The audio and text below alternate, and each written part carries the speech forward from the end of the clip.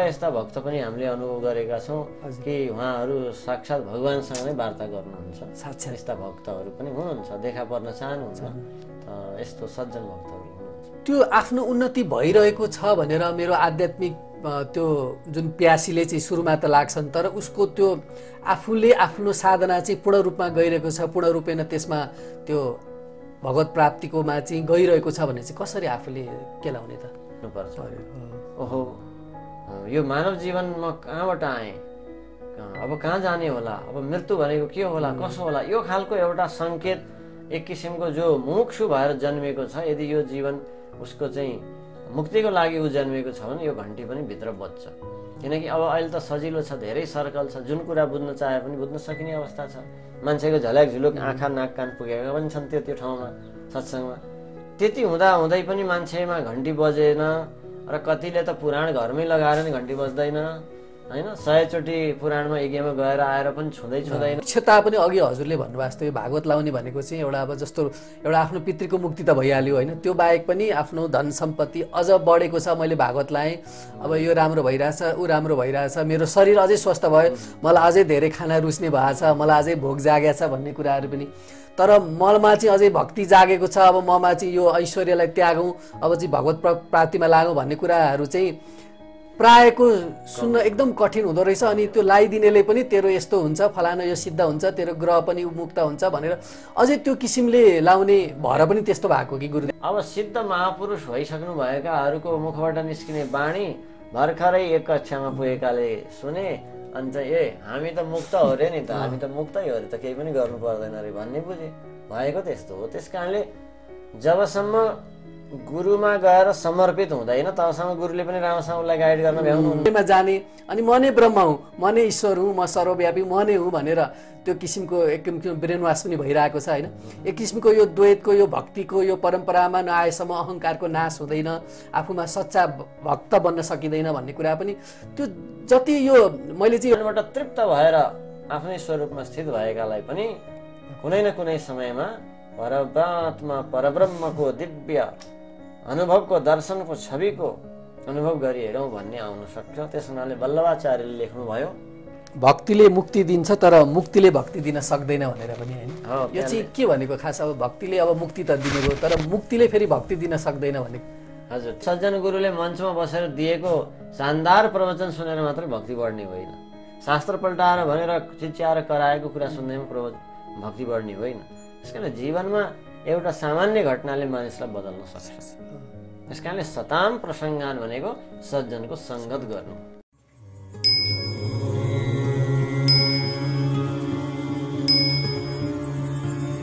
दिव्यपुरी आध्यात्मिक केन्द्रबाट सञ्चालित युट्युब मार्फत प्रसारण भइरहेको दिव्यपुरी टिभीमा यहाँहरूलाई स्वागत छ। पनि त्यो एकजना छोराको जस्तो बिहामा जति खर्च लाग्छ त्यो चाहिँ भागवतलाई छुटाउनु पर्ने भन्ने यो चाहिँ एक किसिमको पहिलेदेखिको त्यो सामानको लागि हो कि यो खास होइन? यो यस्तो हो, भनाइको अर्थ के भन्दा जस्तै अब आफ्नो छोराछोरीको विवाह भनेर चाहिँ मानिस खुसियालीमै हो नि त, बाध्यताले पनि होइन, खुसियालीमा चाहिँ त्यति धेरै खर्च गर्न तयार हुने।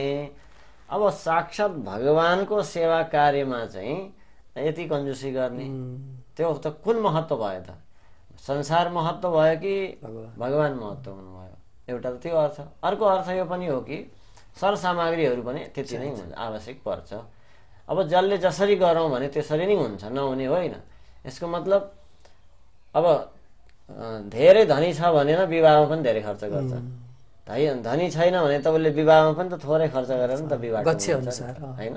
त्यस्तै भागवत पनि मतलब विवाह सानो गर्छ भने भागवत पनि थोरै खर्चले भइहाल्छ।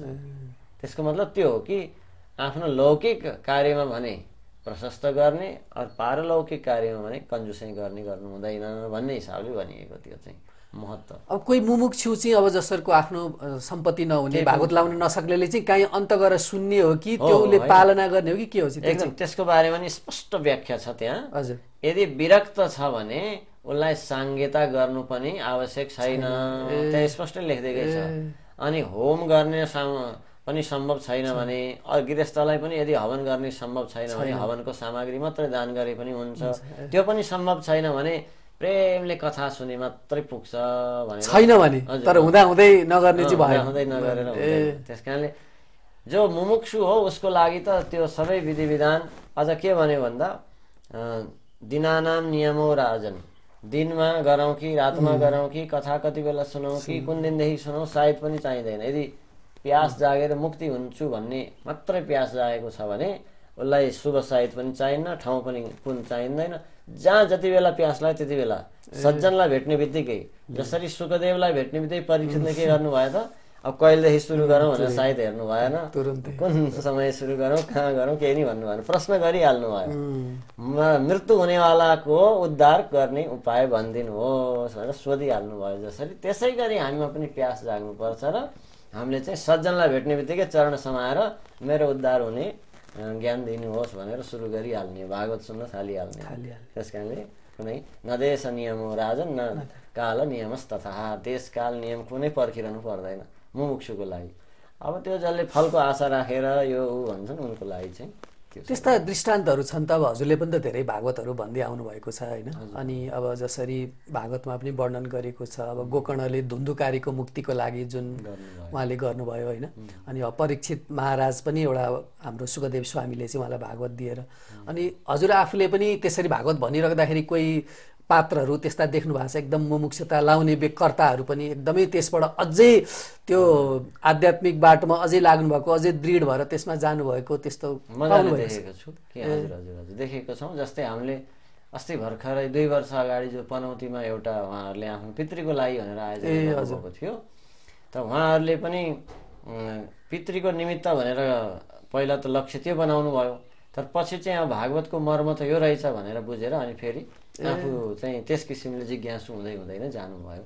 त्यस्ता भक्तहरू कतिपय हुनुहुन्छ जो विधि विधानले नलगाए तापनि जहाँ जहाँ कथा हुन्छ त्यहाँ सुन्न पाऊँ भन्ने भावुक हुनुभएका र कतिपय यस्ता भक्त पनि हामीले अनुभव गरेका छौँ कि उहाँहरू साक्षात् भगवानसँग नै वार्ता गर्नुहुन्छ। यस्ता भक्तहरू पनि हुनुहुन्छ, देखा पर्न चाहनुहुन्न, त यस्तो सज्जन भक्तहरू हुनुहुन्छ। उहाँहरू चाहिँ गुप्त नै हुनुहुन्छ। हजुर गुप्त हुनुहुन्छ र यस्तै सत्सङ्गकै प्रभावले जीवन बदलेर त्यहाँसम्म पुग्नु भएको हामीले देखेका छौँ। हामीले लगभग केही वर्ष अगाडि बजारमै हजुर बानेश्वर कोटेश्वरमा पनि यस्ता कार्यक्रमहरू गऱ्यौँ। त्यहाँबाट प्रेरित भएर अहिले उहाँहरू लगभग यो लौकिक उन्नति चाहिँ भए पनि होस् नभए नहोस् तर पारलौकिक आफ्नो जीवन चाहिँ सफल होस् भनेर दृढ भइसक्नु भएका 10-20 जना हाम्रै सम्पर्कमा हुनुहुन्छ सत्सङ्गकै प्रभावले। त्यो आफ्नो उन्नति भइरहेको छ भनेर मेरो आध्यात्मिक त्यो जुन प्यासीले चाहिँ सुरुमा त लाग्छन्, तर उसको त्यो आफूले आफ्नो साधना चाहिँ पूर्ण रूपमा गइरहेको छ, पूर्ण रूपेण त्यसमा त्यो भगवत प्राप्तिकोमा चाहिँ गइरहेको छ भने चाहिँ कसरी आफूले केलाउने त? आफूले म यस्तो ठिक छु छैन भन्ने कुरा आफूभन्दा जान्नेलाई सुनाउनु र बिचबिचमा शङ्का पनि आउँछ, बिचबिचमा भगवानको परीक्षा पनि हुन्छ, साधनामा बाधाहरू पनि आउन खोज्छ। त्यो सबै कुरा जस्तै वक्ता र श्रोता भने जस्तै गुरु र शिष्य बीच सम्बन्ध परस्पर भइरहेन भने चाहिँ साधक पछारिन नि सक्छ, साधनामा फेल खान नि सक्छ, ऊ त्यहाँभन्दा निकै तल झर्न नि सक्छ। त्यस कारणले त्यस्तै सिद्ध साधक गुरुहरूको सँग चाहिँ सम्बन्ध भइरहनु पर्छ, प्रश्न उत्तर भइरहनु पर्छ, आफ्नो साधनाको अनुभव सुनाउँदै त्यहाँबाट अगाडि बढ्ने कुरा चाहिँ लिइरहनु पर्छ। जीवित सद्गुरु नै चाहियो। त्यस कारणले सद्गुरु त्यस्तो चाहियो। यो हाम्रो परम्परा पनि हो। गुरु भनेको नै आफूले नबुझेको कुरा सोध्नलाई गुरु बनाउने हो नि त। गुरु भनेको नै देख्दै नदेखेकोलाई गुरु माने भनेर बनाउनुले त्यति लाभ हुँदैन। अब यता यता कदा हो महाभारतका उदाहरण कसैले एकलव्यको दिनु होला, त्यो आफ्नै ठाउँमा छ, त्यो भनेको लाखौँ अरबौँ अपवादको कुरा हुन्, तर हामी सबैलाई त्यस्तो सम्भव छैन। त्यस कारणले एकलव्यको मुक्ति भयो कि भएन त्यो पनि त पक्का कुरा कसैले भन्नुहुन्न। मतलब मोक्षको मार्गमा अब त्यो संसारको कुरा र मोक्षको कुरा अलिकति फरक छ। त्यस कारणले यहाँको उन्नति प्रगति यहाँको सफलता फलिफाप कुरा अर्कै हो। मोक्ष हुन भगवानको अनुभव गर्न भगवानको कृपा पाउनु यो त्योभन्दा माथिल्लो कुरा हो। त्यस कारणले भगवानको अनुभव यसरी यो अनुसार गर्दै जाने क्रममा यस्तो अनुभव भएको छ, अब योभन्दा अगाडि कसरी जाने, अथवा भएको छैन, यो बाधा आएको छ, मन यस्तो भइरहेको छ, चित्त यस्तो भइरहेको छ भन्ने कुरा चाहिँ त्यस्तै सन्त आचार्य गुरुसँग सुनाउँदै अनि अगाडि बढ्ने मार्गनिर्देशन प्राप्त गर्नु सबैभन्दा सजिलो उपाय हो, उत्तम उपाय हो। अब शास्त्र पनि कहाँ केलाउने, कुन छेउमा छ आफूले खोजेको कुरा। त्यस कारणले नै त्यस्तो सद्गुरुको आवश्यक हुन्छ। अब फोटोलाई गुरु मान्नेको भरमा फोटोले हामीलाई उत्तर दिनुहुन्न होइन। हो कोही माला लगाएर जन्तर लगाएर हिँडेको भरमा त्यहाँबाट उत्तर आइहाल्ने होइन। आउला कसैको भक्तिभावले स्वप्नमा आउला, ध्यानमा आउला, तर पनि जति सहज हो त्यति सहज अलि हुँदैन यो कलिकालमा। किनभने प्रकृति, खानपिन, हाम्रो अब रहनसहन, वातावरण पनि त्यस्तै छ, अहिले समाज पनि त्यस्तै छ होइन। अनि त्यो मुमुक्षता पनि अघि हजुरले भन्नुभएको जस्तो यो भागवत लाउने भनेको चाहिँ एउटा अब जस्तो एउटा आफ्नो पितृको मुक्ति त भइहाल्यो होइन, त्यो बाहेक पनि आफ्नो धन सम्पत्ति अझ बढेको छ, मैले भागवत लाएँ, अब यो राम्रो भइरहेछ, ऊ राम्रो भइरहेछ, मेरो शरीर अझै स्वस्थ भयो, मलाई अझै धेरै खाना रुच्ने भएको छ, मलाई अझै भोक जागेको छ भन्ने कुराहरू पनि।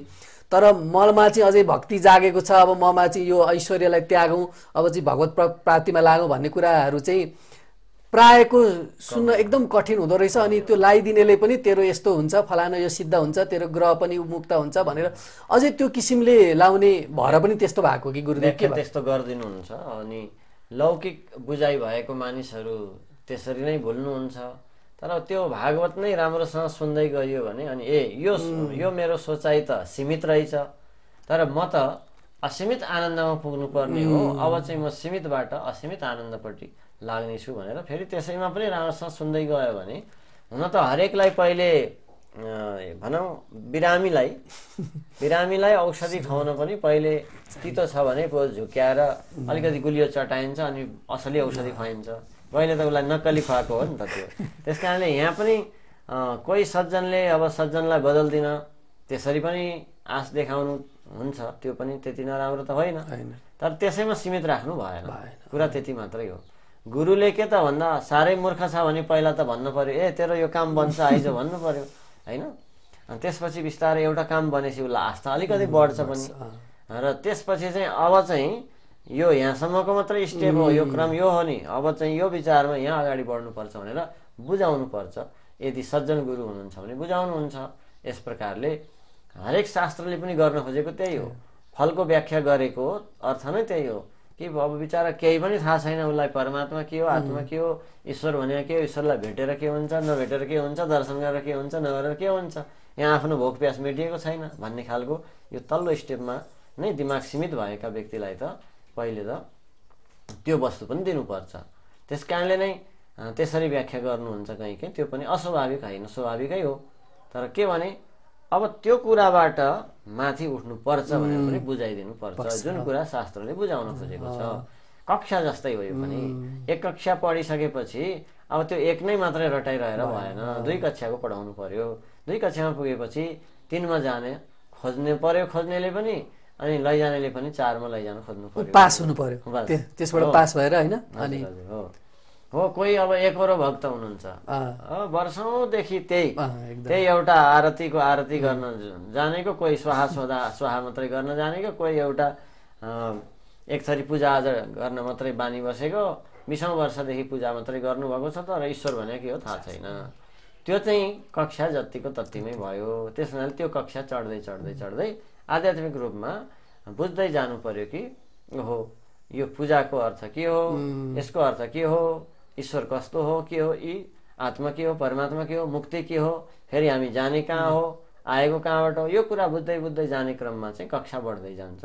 त्यस कारणले ज्ञानको कक्षा बढाउँदै बढाउँदै गयौँ भने भक्ति पनि आफै बढ्दै जान्छ, अथवा वैराग पनि जुन किसिमले बढ्नुपर्ने हो त्यो किसिमले बढ्दै जान्छ। त्यसको लागि पनि हजुरले भन्नुभएको जस्तो गुरुदेवले सही गुरु परम्परा, सही गुरुको त्यो एउटा चाहिँ चाहियो। किनभने त्यो किसिमको हुँदाखेरि आफ्नो जे छ त्यो अनुसार लाने नहुँदाखेरि शास्त्र अनुकूल हजुरले जुन भन्नु शास्त्रले जे भनेको छ त्यो सम्म लाने एउटा गुरु परम्परा कहाँदेखि, त्यही भएर गुरु हामीले खोज्ने एउटा शास्त्र त्यो जुन कहाँबाट आएको छ भन्ने हेर्ने त्यही भएर हो गुरु परम्परा। हो त्यही त। अब अहिले त यति धेरै भनौँ युट्युब च्यानल के च्यानल तमाम छ नि त, मान्छेले चाहेमा सबभन्दा पहिले मान्छेमा आफूमा प्यास जाग्नुपर्ने हुन्छ। सबभन्दा मान्छेमा एक किसिमको भित्रैबाट घन्टी बज्नुपर्छ, ओहो यो मानव जीवनमा कहाँबाट आएँ, अब कहाँ जाने होला, अब मृत्यु भनेको के होला, कसो होला, यो खालको एउटा सङ्केत एक किसिमको जो मुमुक्षु भएर जन्मेको छ, यदि यो जीवन उसको चाहिँ मुक्तिको लागि ऊ जन्मेको छ भने यो घन्टी पनि भित्र बज्छ। किनकि अब अहिले त सजिलो छ, धेरै सर्कल छ, जुन कुरा बुझ्न चाहे पनि बुझ्न सकिने अवस्था छ। मान्छेको झल्याक झुलुक आँखा नाक कान पुगेका पनि छन् त्यो ठाउँमा सत्सङ्गमा। त्यति हुँदा हुँदै पनि मान्छेमा घन्टी बजेन र कतिले त पुराण घरमै लगाएर नि घन्टी बज्दैन होइन, 100 चोटि पुराणमा यज्ञमा गएर आएर पनि छुँदैन भने त्यो बिचारा प्रारब्ध नै अलिक पुगेको छैन, त्यसलाई छेकेको छ, भाग्य खुलेको छैन। त्यस कारणले हो। र अब जसलाई छुनुपर्ने हो त्यसलाई भित्रबाट थोरै कुराले नै घन्टी बज्दै जान्छ, टच हुन्छ, ऊ आफै नै खोज्दै जान्छ। अनि त मानौ न कहीँ एउटा कुनै तन्त्र मन्त्र विद्यामा पुग्ला, फलिफाप होला, तर त्यतिले उसलाई तृप्ति हुँदैन, अनि ऊ आफै माथि खोज्छ। त्यसपछि फेरि पनि जान्छ, सामान्य ज्ञान गुणका, सामान्य घर गृहस्थीका फलिफापका कुरा मात्रै सुन्न थाल्यो, त्यतिमै सीमित भएर त्यसले नै पुग्दैन, अनि माथि खोज्छ। त यो भित्रबाटै उसलाई अतृप्त भएको महसुस हुँदै हुँदै जान्छ र खोज्दै जाने क्रममा सद्गुरुको सङ्ग पाउँछ। अब जसको प्रारब्ध नै खुलेको छैन ऊ एउटा चिजमा नै अहम गरेर बस्छ, बस मैले त यो बुझिहालेँ, हाम्रो त यो संस्था हो, हाम्रो त यो धर्म हो, हामी त अन्त जान हुँदैन भनेर मात्रै अड्केर बस्छ। त्यस कारणले त्यो स्वत भित्रबाट नै खोजीमा नै अतृप्तिको महसुस हुन्छ र त्यसपछि ऊ एकदम गएर एक ठाउँमा तृप्त हुने गरी सज्जन गुरुको सँग पाउँछ। जसरी अब गुरुदेव, किनभने अब युवाकै कुरा गरौँ न होइन, अब किनभने युवाहरू पनि अब विभिन्न सङ्घ संस्था, अब यहाँ त विभिन्न, अब अघि हजुरले भन्नुभयो युट्युबबाट हेर्न सकिन्छ एउटा क्लिकबाट होइन। अनि फेरि यहाँ के छ भने द्वैत अद्वैतको कुराहरू, त्यसमा पनि अहम ब्रह्मास्मि तै हो, त नै ईश्वर हो, म नै ईश्वर हुँ भन्ने किसिमको एक किसिमको त्यो जग बिनाको त्यो ध्यानको कुराहरू पनि गरिन्छ होइन। हुन त सबै हाम्रो शास्त्रबाटै गुरुदेवहरूले निकालेर त्यो एक किसिमको एउटा बनाउनु भएको छ, एउटा जगबाटै आउनु भएको छ। तर पनि मान्छेमा अहिले युवाहरूमा एक किसिमको भ्रम, किनभने सजिलो जहाँ छ त्यतातिर जाने, आफ्नो निष्ठामा रहन नसक्ने, जप ध्यान साधनाको कुराहरूमा पनि त्यो आचरण, आफ्नो शुद्धि खानपान केही पनि गर्न नसक्ने, ध्यान मात्रै गरे पुग्ने रहेछ भन्ने किसिमलाई पनि एक किसिमको लहैमा जाने, अनि म नै ब्रह्म हुँ, म नै ईश्वर हुँ, म सर्वव्यापी म नै हुँ भनेर त्यो किसिमको एक किसिमको ब्रेन वास पनि भइरहेको छ होइन। एक किसिमको यो द्वैतको, यो भक्तिको यो परम्परामा नआएसम्म अहङ्कारको नाश हुँदैन, आफूमा सच्चा भक्त बन्न सकिँदैन भन्ने कुरा पनि त्यो जति यो मैले चाहिँ यो भागवतकै प्रसङ्गबाट लाँदैछु गुरुदेव, किनभने युवाहरूलाई चाहिँ भागवतको यो मर्म, यो रसमा कसरी रस पियाउने त उनीहरूलाई। अब यस्तो हो, जस्तै हुन त भागवतमा पनि शुकदेवले परीक्षितलाई दिनुभएको अन्तिम उपदेशमा लगभग यस्तै आउँछ, अहम ब्रह्म परम धाम भन्ने र के अरे घटे भिन्ने यथाकाश आकाश स्याद यथा पुरः, यस प्रकारको उपदेशहरू आउँदछ। घटाकाश महाकाशको जो उदाहरण दिएर भनिन्छ कि अन्तिममा यो आत्मा परमात्मामा गएर मिल्ने हो, त्यसपछि अद्वैत नै हुन्छ भन्ने सिद्धान्त शास्त्रकै हो, सबै कुरा हो। तथापि अब यो कुन व्यक्तिलाई कुन स्टेपमा पुगेकोलाई त्यो कुराले छुने, त्यो कुरा समाउने, यो चाहिँ छानबिन भएको हुँदैन। अब सिद्ध महापुरुष भइसक्नु भएकाहरूको मुखबाट निस्किने बाणी भर्खरै एक कक्षामा पुगेकाले सुने, अन्त हामी त मुक्त हो रे नि त, हामी त मुक्तै हो रे त, केही पनि गर्नु पर्दैन रे भन्ने बुझे, भएको त्यस्तो हो। त्यस कारणले जबसम्म गुरुमा गएर समर्पित हुँदैन तबसम्म गुरुले पनि राम्रोसँग उसलाई गाइड गर्न भ्याउनुहुन्न। त्यसपछि बल्ल गुरुले भन्नुहुन्छ अहिले यो तिम्रो लागि होइन, तिम्रो लागि पहिले यो हो भनेर बल्ल गुरुले भन्नुहुन्छ। अब त्यो लहैमा यता नि अलिकति सुन्यो, उता नि अलिकति सुन्यो, उता नि अलिकति सुन्यो, टापन टिप्पण पार्यो, कुरामा कुरा मिलाउन जान्यो, अन्त कुरा गर्दाखेरि त महान ज्ञानीको जस्तो कुरा गर्ने, तर आफू बिचारा भित्र केही नि बुझी छैन, बुझेकै छैन, केही पनि आफूले सुरु गरेकै छैन, एउटा सामान्य परोपकारी सेवा कार्य पनि थालेको छैन, तर कुरामा भने अहम ब्रह्मास्मि, मै मुक्त भइरहेछु, ब्रह्म रहेछु। एकदमै आफू ब्रह्म हो भने त ब्रह्मले जति सृष्टि गर्न सक्नु पर्यो होइन। जी बिचारा एउटा शरीरमा एउटा रोग लाग्यो भने त्यसलाई मेटाउन हामी सक्दैनौँ, विचलित हुन्छौँ। कहाँबाट ब्रह्म हुनु हामी, कहाँबाट ईश्वर हुन सक्नु हामी? त ईश्वरको क्षमता के हो, हाम्रो क्षमता के हो, ज्ञानीको क्षमता अज्ञानीको क्षमता के हो, त्यो सबै विचार गऱ्यौँ भने त्यो सबैभन्दा पहिले हामी एक कक्षाबाटै अगाडि बढ्दै जानुपर्छ। त्यसरी हामी कुन कक्षामा छौँ भन्ने नै थाहा हुँदैन मानिसलाई। त्यो थाहा पाउनको लागि त्यस कारणले बिना गुरुको ज्ञान परिपक्व हुँदैन। त हाम्रो आचरण बदलिएको हुँदैन, स्वभाव बदलिन त्यति सजिलो छैन। गीतामा भन्नुहुन्छ स्वभावस्तु प्रवर्तते, त्यस्तो कुसंस्कारले युक्त भएको स्वभाव हामीसँग छ, अनि कुरामा चाहिँ म मुक्त हुँ, शुद्ध हुँ, बुद्ध हुँ भनेर हुँदैन। त्यस हुनाले नै एकदमै खारिन माझिनको लागि हामी त्यस्ता सज्जन गुरुको शरणमा परेर बल्ल हाम्रो स्टेपलाई क्रमलाई बढाउँदै बढाउँदै लैजानुपर्छ। र यो भागवतले बुझाउन खोजेको के त भन्दा अत्यन्त सबभन्दा सजिलो केही नसके कमसेकम भगवानको नाम जप गरिदिनु, केही नसके म शरणमा छु भनेर पहिले अहङ्कार झार्नु। अहङ्कार झरेकै हुँदैन। एक किसिमले अहम ब्रह्मास्मि भन्यो भने त झन् अहङ्कार हुन्छ, ए म नै ब्रह्म रहेछु भन्ने भयो, अहङ्कार पो भयो त होइन। म त शरणागत हुँ, प्रभुको दास हुँ, सेवक हुँ भन्यो भने अहङ्कार झर्यो। झुक्यो भने न अहङ्कार त्यहाँ कमसेकम झर्यो। अब होइन म यस्तो हुँ भन्यो भने त हुँदैन। त्यस हुनाले भागवतको रसमा डुबाउनको लागि जो युवाहरू सबैभन्दा जिज्ञासु भएर लाग्नुहुन्छ, खोजी गर्नुहुन्छ, प्यासी बन्नुहुन्छ, उहाँहरूले यो भगवानको भक्ति के हो भनेर बुझ्नको लागि भक्तकै सङ्गत पाउनु पर्दछ। नत्र भनिन्छ नि बन्दर क्या जाने अदरकका स्वाद। जसलाई भक्ति भन्ने थाहा छैन उसले भक्ति कुरा बुझाउनै सक्दैन नि। ज्ञानबाट मात्रै मुक्ति भइन्छ भन्नेको सङ्गत पाउनु भयो भने भक्तिको रस लाग्दैन। त्यस कारणले भक्तिको रसमा डुबेकाको सङ्गत पाउनु भयो भने मात्र त्यसको छिटाले भक्ति रस लाग्छ। त्यस हुनाले भागवतको चरित्रबाट नै हामीलाई यो देख्दैमा बुझिन्छ कि भागवतको चरित्र पान गर्दै गर्दै भागवतलाई बारम्बार पान गरियो भने नै भक्ति रस लाग्दछ। अन्तिममा चाहिँ भक्ति नै हो। भक्ति बाहेक चाहिँ जति जति ज्ञानको कुरा गर्ने भने त्यो भक्ति नै उहाँहरूमा भित्र चाहिँ त्यो भक्ति नभइकन चाहिँ त्यो रसिलो नहुने एक किसिमको यस्तो हो। अब मोक्षको मार्ग त यी ज्ञान पनि हो, भक्ति पनि हो होइन।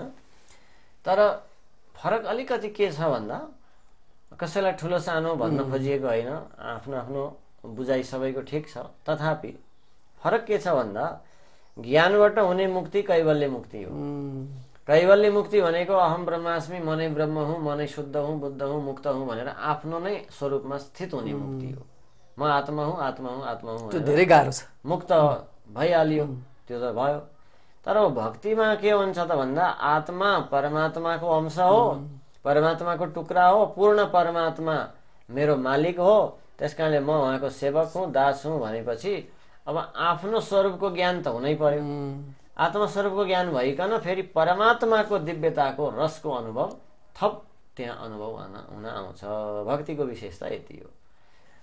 अब ज्ञानमा चाहिँ एकै हो भनेपछि सकियो, एकै भएपछि सकियो। भक्तिमा चाहिँ म र भगवान् भने दुई भयो। दुई भएपछि आफू आफ्नो स्वरूपमा पनि स्थित भयो, आफ्नो स्वरूपमा स्थित भइकन पनि थप भगवानबाट रस प्राप्त गर्ने भयो। त्यस कारणले भक्तिको विशेषता यो हुनाले चाहिँ बुझ्दै जाँदा पछि पछि बडै बडै ज्ञानीहरूले पनि चाहनुहुन्छ कि ओहो म पनि एकचोटि अलग भएर आफ्नो मालिकलाई अलग राखेर उनको सुन्दरताको अनुभव गरेर हेरौँ, उनको मधुरताको अनुभव गरेर हेरौँ, उनको जो स्पर्शको अनुभव गरेर हेरौँ, उनीसँगको दोहोरो वार्ता गरेको अनुभव गरेर हेरौँ भन्ने यो प्यास फेरि जाग्न सक्छ। ज्ञानबाट तृप्त भएर आफ्नै स्वरूपमा स्थित भएकालाई पनि कुनै न कुनै समयमा परमात्मा परब्रह्मको दिव्य अनुभवको दर्शनको छविको अनुभव गरी हेरौँ भन्ने आउन सक्छ। त्यस हुनाले वल्लभाचार्यले लेख्नुभयो विमुक्ता अपि विग्रहम धृत्वा हरिम भजति। जगद्गुरु वल्लभाचार्यले भन्नुभयो मुक्त पुरुषहरू पनि विग्रहम धृत्वा भनेको फेरि एउटा शरीर धारण गरेर हरिको भजन गरेर अनुभव गरेर हेर्नुहुन्छ। त्यो नाम जपमा डुब्दाको आनन्द कस्तो होला त, त्यो उनको स्वरूप चिन्तनमा डुब्दाको आनन्द कस्तो होला। अनि उनले आएर प्रत्यक्ष मुसुक्क हाँसेर एकदमै सुन्दर सुन्दर स्वरूपमा दर्शन दिँदाको अवस्था कस्तो होला भनेर यो लालसा बढ्न सक्छ, बढ्छ अत्यन्त तृप्त भएको महापुरुषमा पनि। त्यस कारणले फेरि कलिकालको सजिलो साधन पनि हो भनेर वर्णन गरिएको छ। किनकि तुलसीदासजीले रामचरितमानसमा भन्नुभयो ज्ञान के धारा कृपण ज्ञान के पन्था कृपण के धारा। ज्ञानको बाटो चाहिँ अत्यन्तै कठिन हो। त्यस हुनाले त्यो कहिलेकाहीँ घुनाक्षर न्यायले मात्रै सम्भव हो भन्नुहुन्छ। घुनाक्षर न्याय भनेको के भन्दा चामलमा कहिलेकाहीँ घुन हिँड्दै हिँड्दै हिँड्दै हिँड्दै जाँदा ओम लेखिन सक्छ, तर त्यो लेख्छु भनेर लेखिँदैन। अनि किरा लागेको, धमिरा लागेको अथवा काठमा पनि कहिलेकाहीँ राम लेखिन सक्छ। त्यसको मतलब घुन पाल्यो भने त राम लेखिन्छ भनेर घुनले राम सधैँ लेख्दैन। त्यो घुनाक्षर न्याय भने जस्तै ज्ञानबाट मुक्त हुनलाई त्यति कठिन छ। होला नहोला यहाँ विषय वासना संसारको यो हाम्रो खानपान रहन सहन एकैछिनमा मन देखाइ सुनाइ यहाँबाट सबैबाट अलग भएर म शुद्ध बुद्ध हुँ भनेर अलग हुन, शरीरबाटै अलग भएको अभ्यास गर्न केही न केही कठिन छ। तथापि जसले गरिरहनु भएको छ उहाँहरू धेरै धन्यवादको पात्र महापुरुष हुनुहुन्छ, जो यो सम्भव भनेर लाग्नु भएको छ, जसको क्षमताले लाग्नुभयो उहाँहरूलाई हाम्रो प्रणाम छ, केही छैन। तर सजिलो खोज्नेहरूको लागि भक्ति मार्ग अलिक सजिलो छ, सहज छ। किनकि एकैचोटि त्यसो हुन नसके पनि यता उहाँमा समर्पित भएपछि जे गर्नुहुन्छ उहाँले गर्नु, शरणागत भएपछि यो विश्व ब्रह्माण्डकै अधिपति जो मालिक हामीलाई पनि बनाउने सृष्टि गर्ने परमात्मा उहाँकै शरणमा छु भनेर शरणमा परेपछि त उहाँले अवश्य पनि हाम्रो रक्षा गर्नुहुन्छ, कल्याण गर्नुहुन्छ, आत्माको उद्धार गर्नुहुन्छ अथवा हामीलाई नरक जान दिनुहुन्न। यसरी कुनै न कुनै सद्गुरु भेटाइदिनुहुन्छ। यसरी समर्पित हुनु चाहिँ भक्ति मार्गमा एउटा सहज उपाय छ। जसरी यो भागवतमा नै उल्लेख गरिएको रहेछ, जसरी भक्तिले मुक्ति दिन्छ तर मुक्तिले भक्ति दिन सक्दैन भनेर पनि, होइन? यो चाहिँ के भनेको खास? अब भक्तिले अब मुक्ति त दिने भयो तर मुक्तिले फेरि भक्ति दिन सक्दैन भने? हजुर, त्यही अघि बताइए जस्तै अब मुक्त भएको अवस्था भनेको सबै चिजलाई छोडिएको अवस्था, सबै चिजबाट छुट्नुलाई नै मुक्त भनिएको।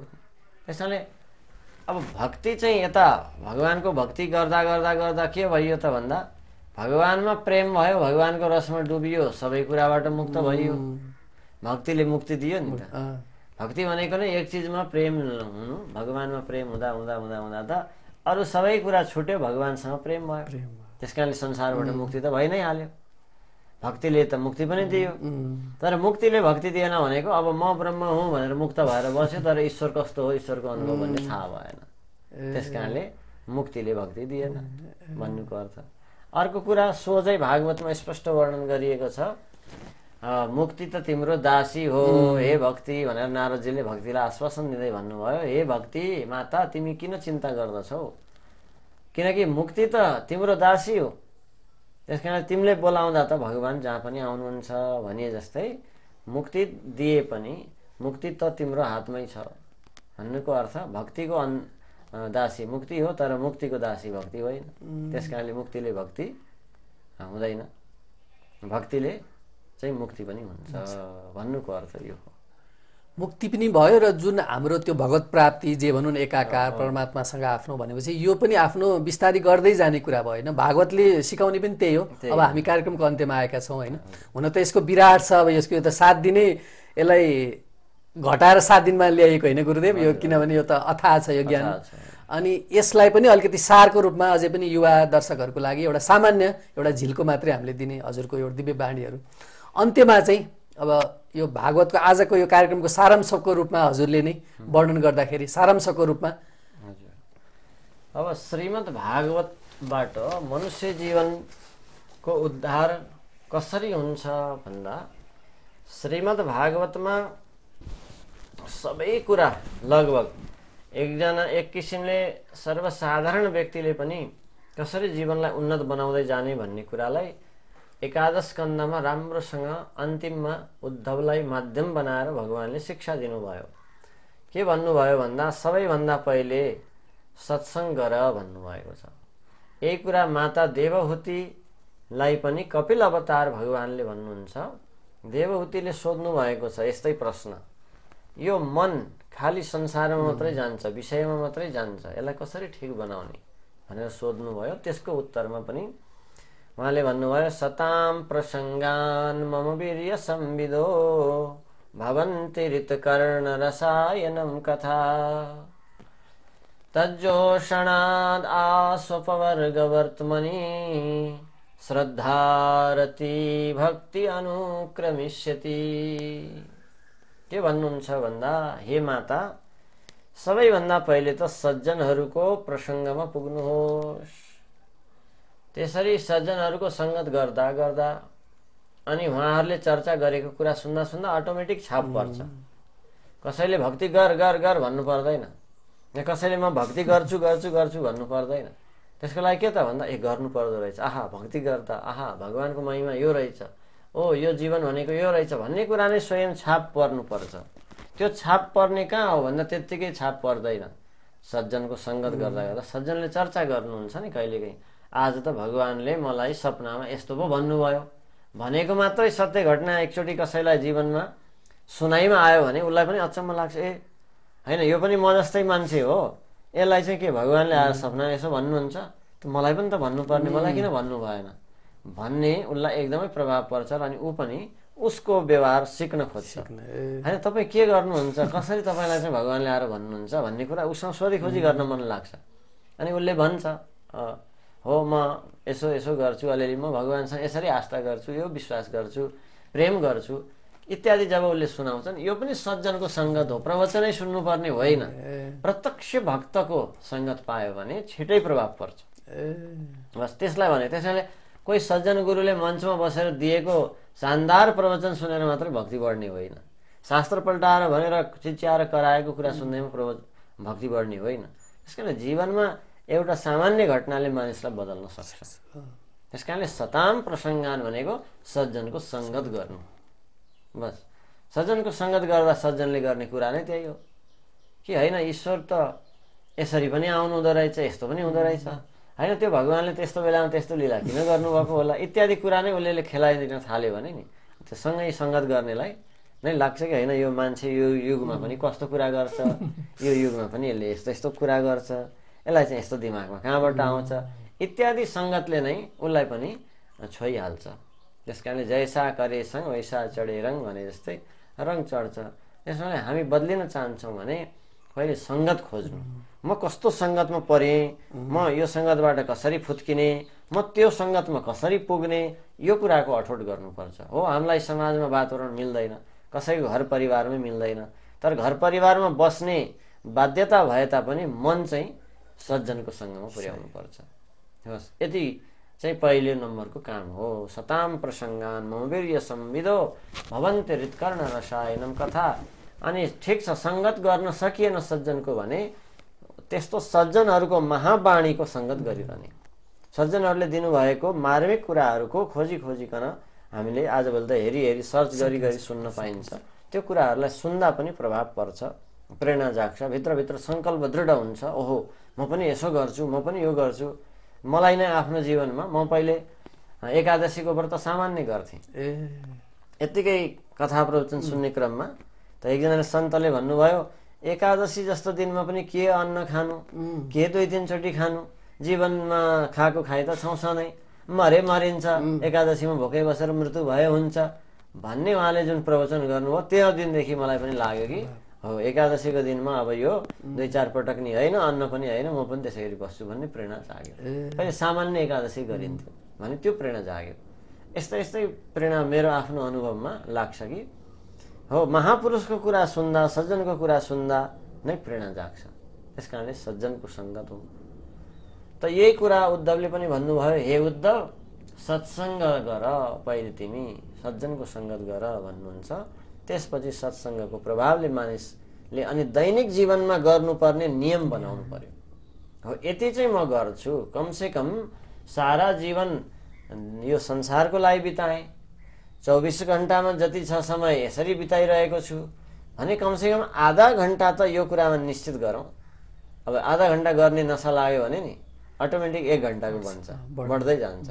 1 घण्टा भयो भने अटोमेटिक 1.5 घण्टाको ध्यान हुन थाल्छ, या जप हुन थाल्छ, या कीर्तन हुन थाल्छ, या कथा सुन्ने बानी बस्छ।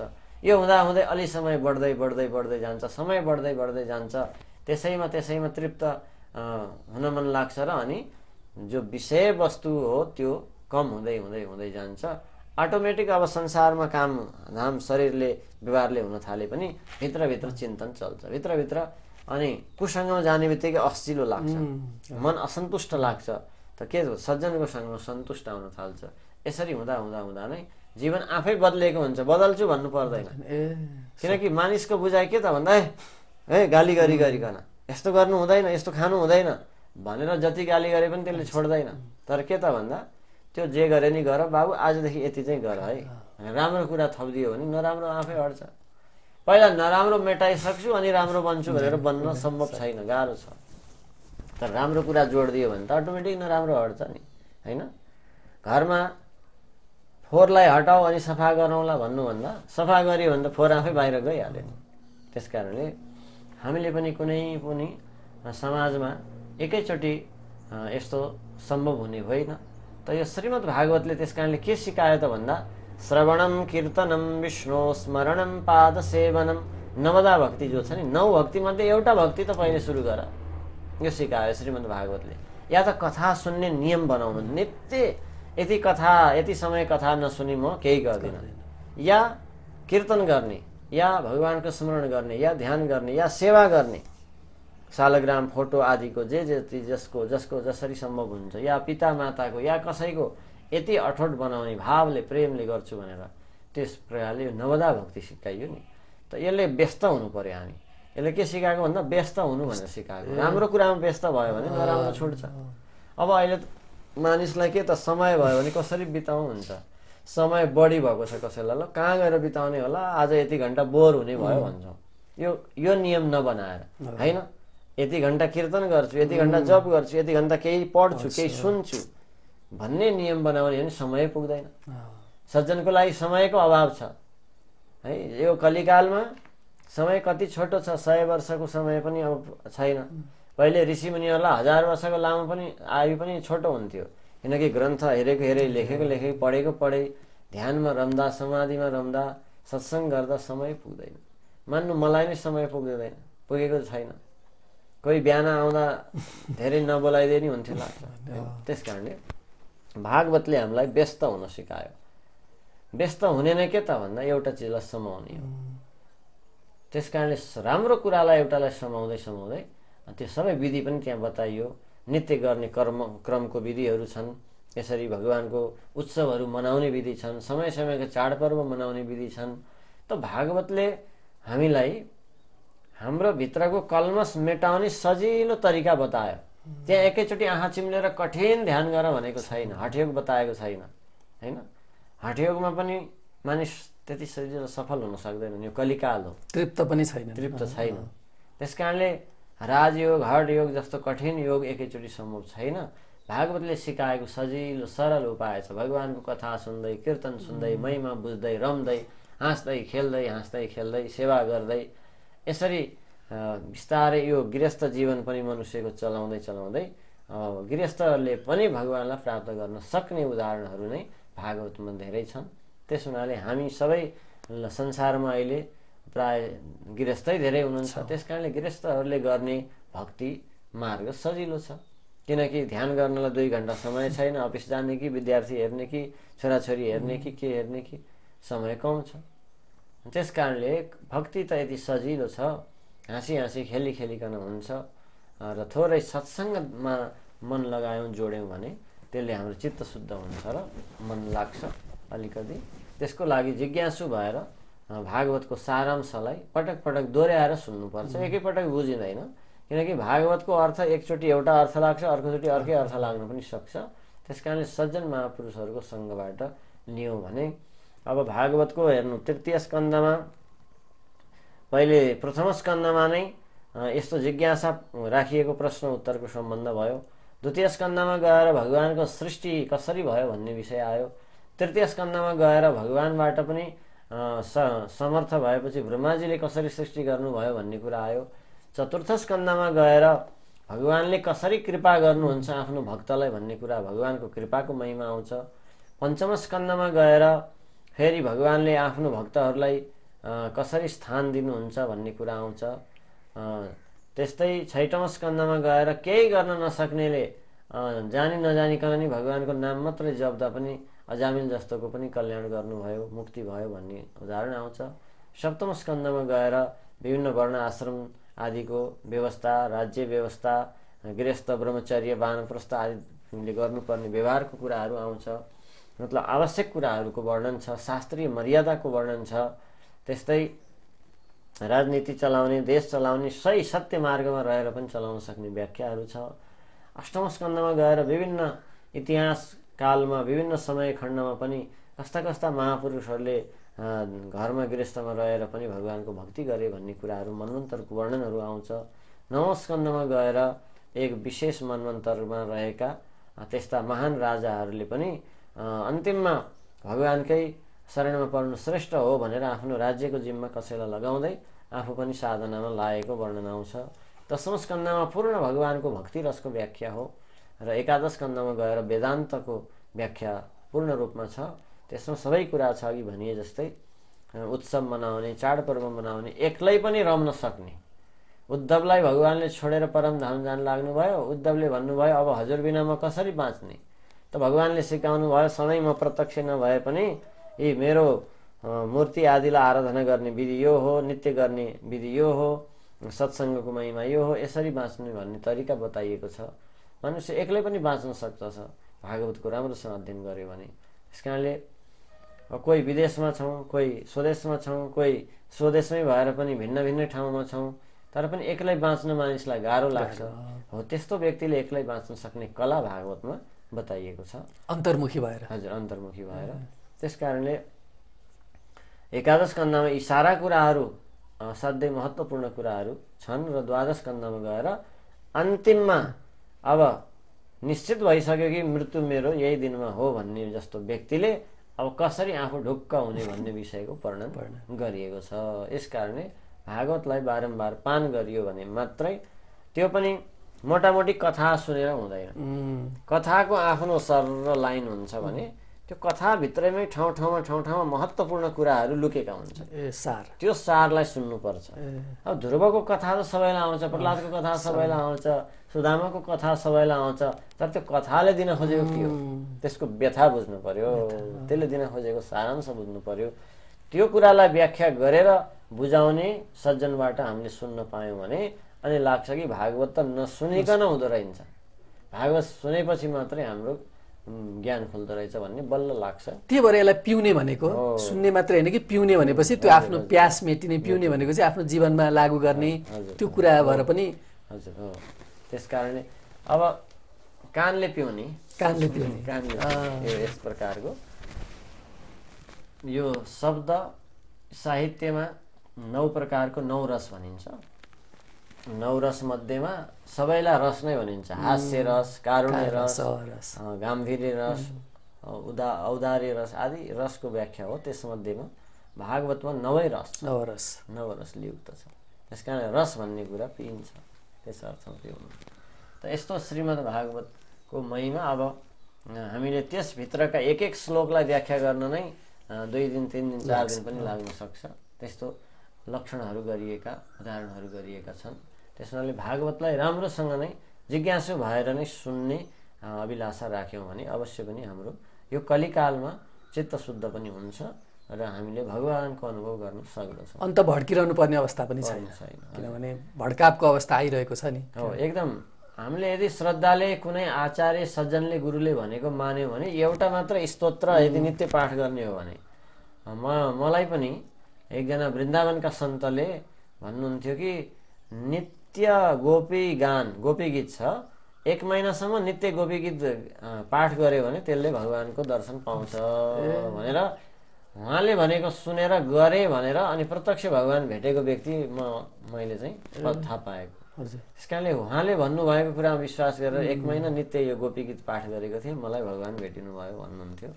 त्यस्तै त्यहाँ यस्ता स्तोत्रहरू छन्, यस्ता स्तुतिहरू छन्, त्यसभित्र पनि यस्तो स्तुतिहरू छन् कि भगवानलाई प्रसन्न बनाउने। जस्तो गजेन्द्रले गर्नुभएको स्तुति, गजेन्द्र हात्तीले गरेको स्तुति भगवान त्यो स्तुति सुनेर आउनुभयो। हो, त्यो स्तुति यदि कसैले नित्य गर्छ, धेरै लामो नि छैन, नित्य गर्छ भने उसको कुनै पनि सङ्कटको अवस्थामा भगवानको कृपा उसमा पर्दछ।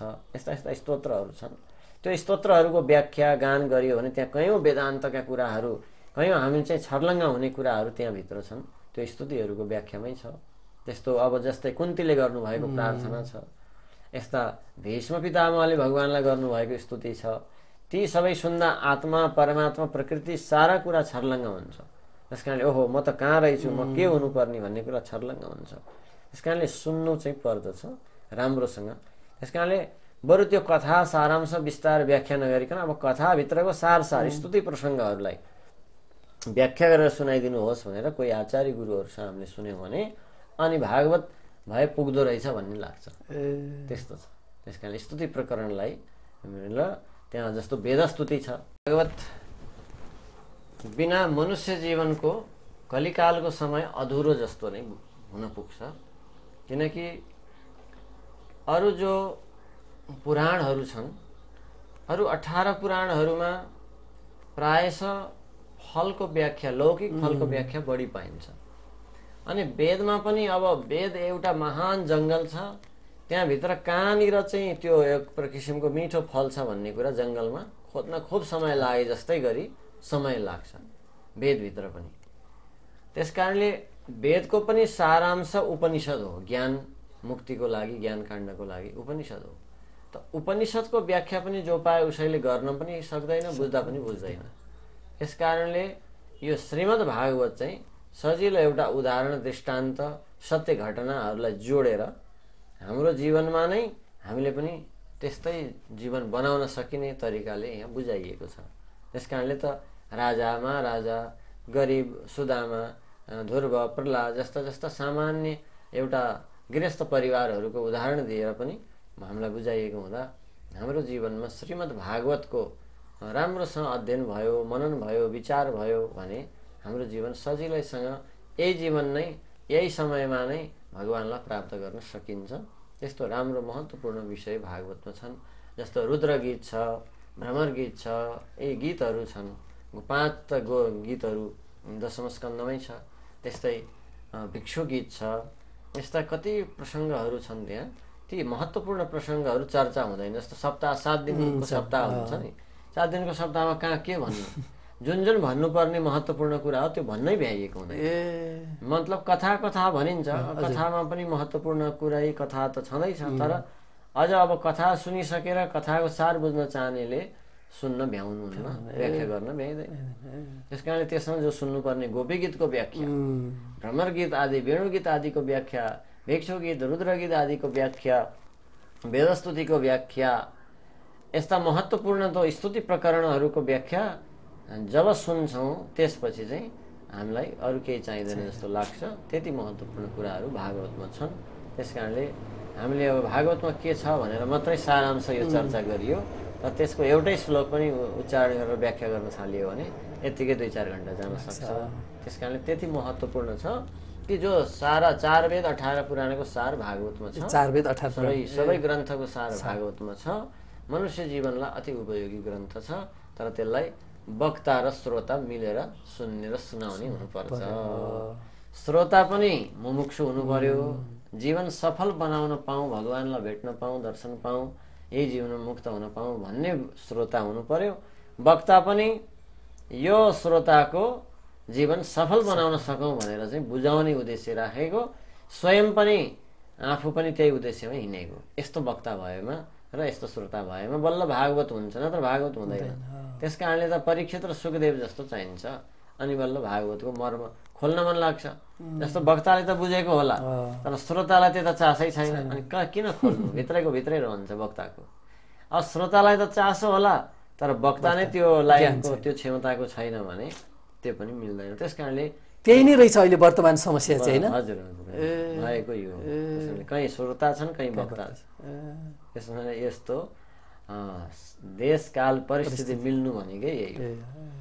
समय पनि मिलेको, वक्ता पनि मिलेको छ भने त्यही नै अहोभाग्य हो। श्रोता वक्ता मिल्नु, समय मिल्नु, त्यो चाहिँ अहोभाग्य हो। त्यस्तो बेलामा चाहिँ ज्ञान लिन नछोड्नु, ज्ञान दिन पनि नछोड्नु, ज्ञान लिन पनि नछोड्नु। त्यो नै एउटा संयोग पर्यो भने बस त्यस कारणले रोज्नुपर्छ।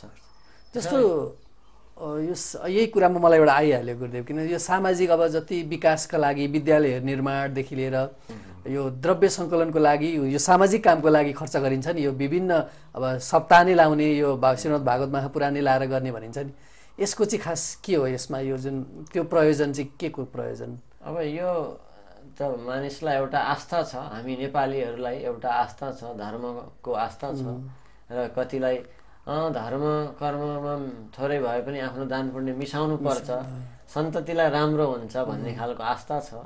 त्यो उद्देश्यले मानिसहरू त्यहाँ जानुहुन्छ। कोही चाहिँ धेरै ठुलो भिडमा गएर दिए पो आफ्नो पनि नाम आउँछ, अलिकति चिन्छन्, सबैले यो फलानु सज्जन रहेछ भन्ने मान्यता बढ्छ भन्ने खालको धेरै दृष्टिकोण त्यो पनि हुन्छ।